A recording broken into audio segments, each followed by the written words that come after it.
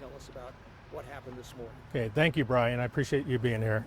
What I can tell you, today at 8:39 a.m., we received a report of a bomb threat at Ben Lomond High School. With that, our school resource officer was on scene at the time and began responding to that particular bomb threat. And I can tell you right now, we're investigating this not as a hoax, but as an actual school safety threat. That's why you see the level of response that you see here today. Without not going into explicit details on the investigation, which is still ongoing, that's what we're dealing with. We believe we are beyond the scale of a hoax at this point in time, which historically we've had in the past. Ogden Fire and law enforcement personnel responded to the scene, and as you can see now, they're just about wrapping up at Ben Lomond High School. And our biggest priority in this situation with the Ogden School District is student safety. And we were able to clear the students from that building almost immediately. And then the process of reunification has taken some time. We're probably into the second hour of reunification with the parents. And the Ogden School District has been doing direct messaging to the parents and family of those students and giving them information on where to reunify with their kids. Right now, we don't have any reports of injuries or any issues with the students when it comes to student safety. We've had not only Ogden Fire, Ogden Police, our response included our drone team, K-9 officers, and our Metro SWAT team to this location. And again, Ogden School District is on scene with our tactical team and our law enforcement team, doing direct communication with us, and then in return doing direct communication with their school community. What we do advise that parents to continue to check that messaging from the school for active updates, and those are being released periodically from Ogden School District. The public is asked to stay away until the scene is clear. As you can see, some of the roads are blocked, and we have some traffic that has been navigated around the school. So we just ask that the public stay away from the school until we can complete our investigation and complete the first level of security from the school and make sure it's safe for the students to return. Captain, can you tell us if you found a device? Well, I can't tell you that. That's not information that I have right now, but there was a reported device. So why is this treated not as a hoax? There is investigative information that we have that tells us this is not a hoax, that we actually did have an active threat at the school, and we're still trying to mitigate that threat. And was the threat near the school or on campus directly? I can tell you it was in or near and around the school, so it was enough that this was centrally located for our response. And we do have a number of leads as to what's occurring here today, but those aren't leads I can release right now in this preliminary press conference. Anybody in custody? Right now there is no one in custody.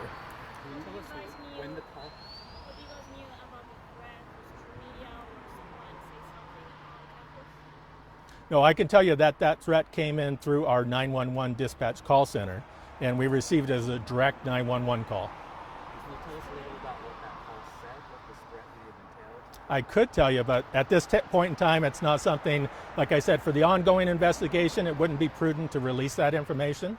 We do have good leads of the individual or individuals responsible, so that's something our investigative teams are following up on. And are those kids or adults? And I wish I could tell you that right now, whether they were kids or adults, but I can't release that information. How was the threat conveyed?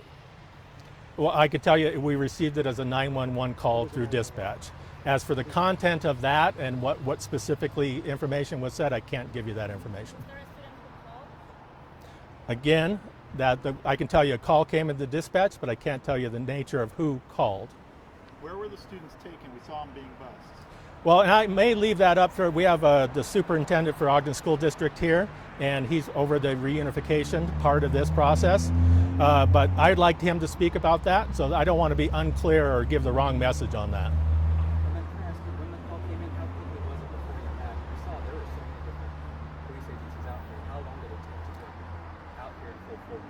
Absolutely. When you talk about from the time of the 911 call to the first response, I'm going to tell you the first response was immediate because we had an officer in that school that started coordinating. And then that particular response scaled up when we talk about canine response, SWAT team response, and drone team response.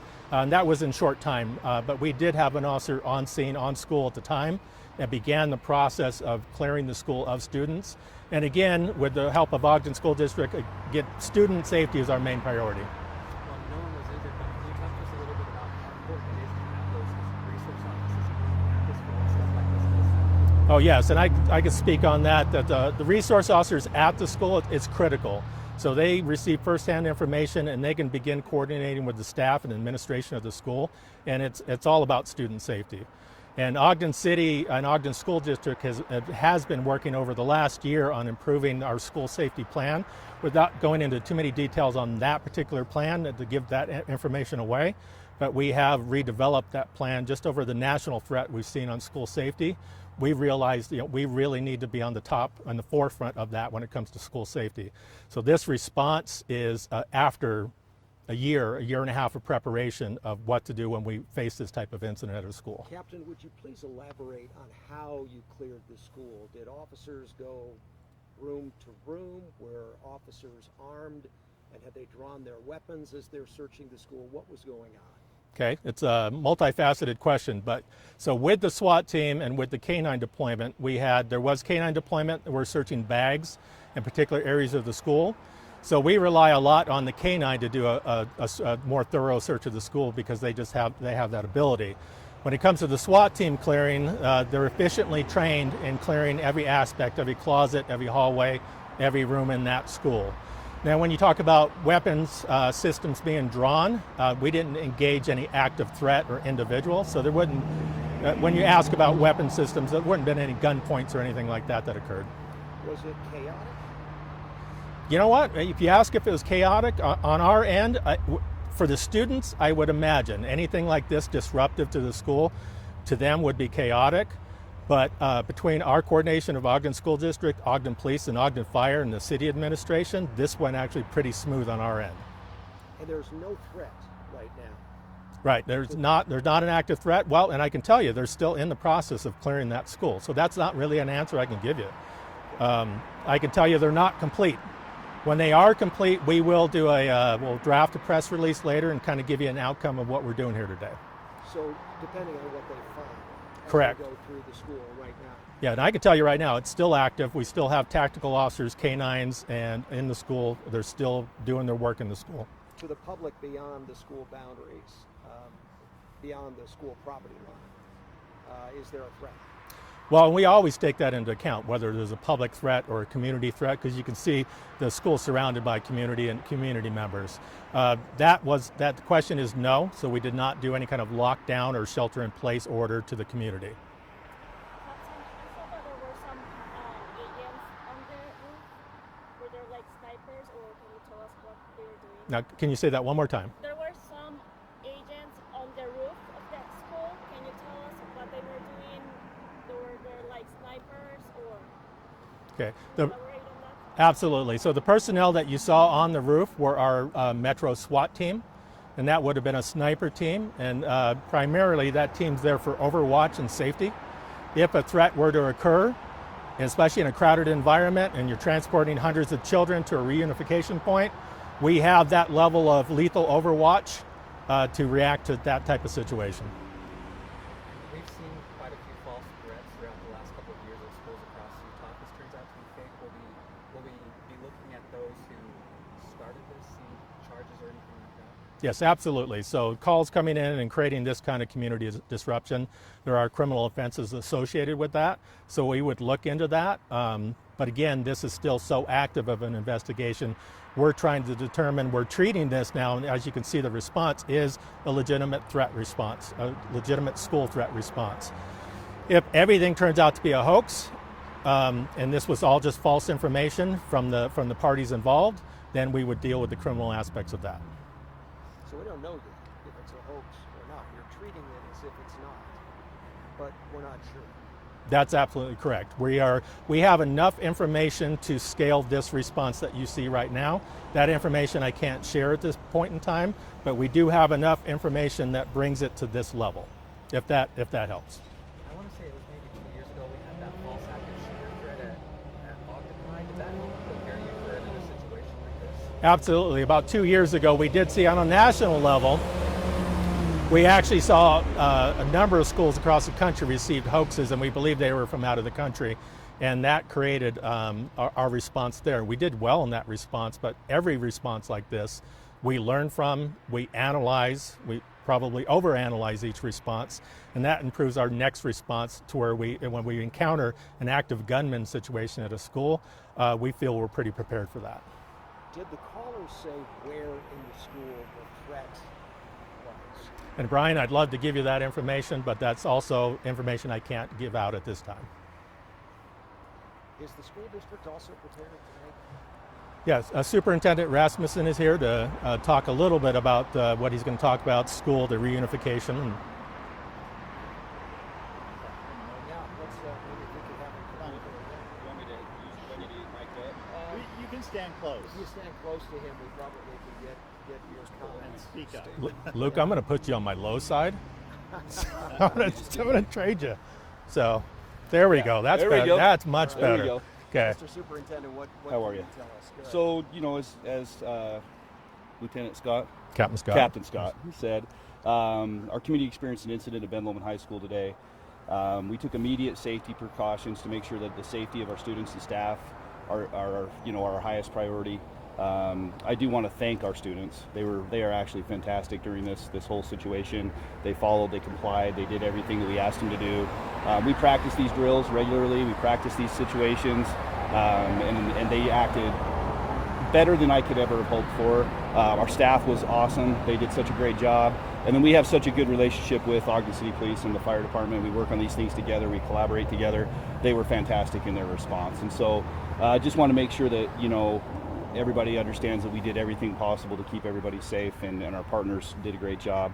I also want to thank our parents. Our parents were great. We didn't have parents coming to the school in droves trying to get kids. They followed the messaging with the reunification plan. That sometimes can be frustrating. It takes a little bit of time to communicate what the plan is going to be, and based on the situation, which every situation is a little bit different, we were able to get that messaging out clearly. Most of the students are already being picked up at the reunification site. There will be some that will be able to come back and get their cars and things later. But I just really want to also say, we know that this can take a toll on people, and it can create emotional and mental stress for our students and our staff. We have support systems in place to help with that as well in the aftermath of this, and make sure that we are communicating that with our staff and our students and our families. And so really just want to thank everybody, the community, and the way that they handled the situation. Do you have some thoughts about who may be responsible for this threat? So I really rely on our police department to do that investigation. That's something that I'm not, ready to speak about at all. What is your name, sir? Can you give your name? Yeah, my name's Luke Rasmussen. I'm the superintendent of Ogden School District. I'm wearing my Ben Lomond hat. So. We noticed that. Yeah. Sorry if you already said this. Where's the reunification center? So we have different, each school has a really detailed emergency response plan based on these situations, and so we have a few different reunification spots that we are ready to utilize. You're standing on one right now. In this situation, we felt like we needed to move them a little bit further, so we actually moved them down to another LDS church just south of the school. I mean, what kind of feat is that? I grew up in the era where we had active shooter drills, but leaving campus was never really part of that. Yeah. This is new for a lot of people, I'm sure. What's that process like? I'm sure it takes a lot of effort to put those students all in one safe location. It just takes some coordination. We don't have our buses quickly on standby. We have them ready with instructions on where they're going to go. And then as we start figuring out what the plan is going to be and what the safest place and situation is going to be, we just quickly start enacting the plan, make sure that we have a safe spot for students to get on the bus and get off the campus. And that's in this case what we did. So we utilized our bus system, and they did a great job of being on call and getting kids off quickly. Is there any other schools in the area locked down? Or So as a precaution, we will lock other schools in the area down. So we did have the elementary just right above us. Eastridge went into a secure, which essentially just secures the perimeter. School can continue as normal. We had officers also on site up there just in case. But that school was placed in a secure. I think it's important to know too that's just a safety measure that we take to make sure that there's no threat that can come into the building at that point in time. Sometimes that can be distressing to families as well. They may want to come get their kid.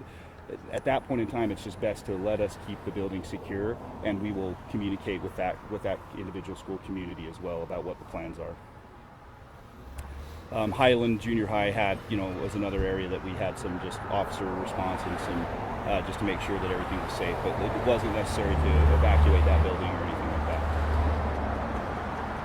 And if you're gonna resume classes tomorrow? Yes, we should be able to. We feel like we'll be able to resume classes tomorrow. Yep, and we'll make sure that we have personnel on site to help kids and staff. How safe is this school? Very safe. It's a safe school.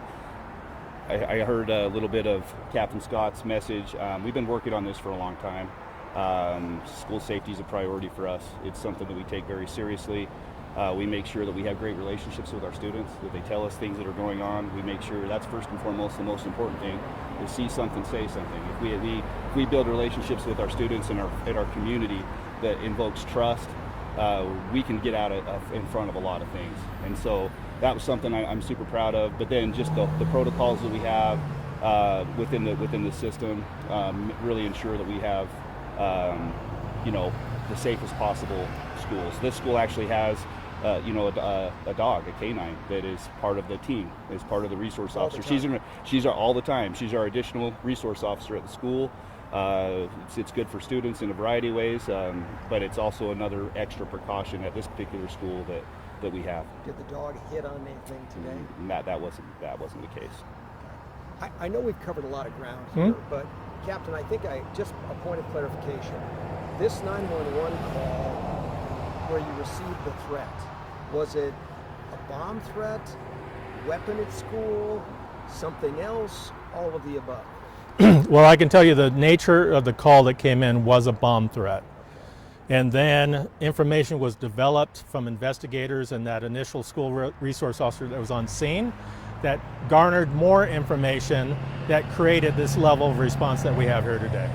Without getting into detail, and I apologize, we're so fresh in the investigation, I can't release those details. Are there metal detectors in this school? No metal detectors. All right, thank you, gentlemen. Thank you, guys. Hey, thank